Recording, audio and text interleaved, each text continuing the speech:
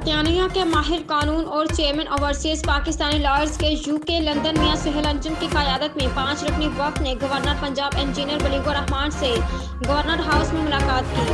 ملاقات میں میاں سہیل انجم نے مسلم لیگ نون اوورسیز پاکستانیوں کی ورلڈ وائڈ تنظیم سازی کے بارے میں بریفنگ دی، تارکین وطن کو درپیش مسائل کے بارے میں مکمل آگاہی دی۔ اس دوران اوورسیز پاکستانیوں کے لیے پارلیمنٹ میں مخصوص نشستوں کا قیام، overseas Pakistani lawyers UK London کے زیر انتظام انٹرنیشنل کانفرنس کے جلد انعقاد کے متعلق تجاویز دی۔ گورنر پنجاب نے چیئرمین اوورسیز پاکستان کی گفتگو کو اچھے انداز میں سنا اور مجوزہ تجاویز پر مثبت حکمت عملی اور عمل درآمد کروانے کا وعدہ کیا۔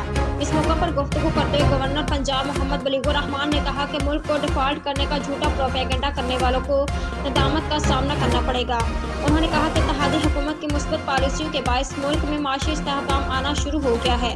انہوں نے کہا کہ ملک کو معاشی طور پر مستحکم کرنا حکومت کی اولین ترجیح ہے۔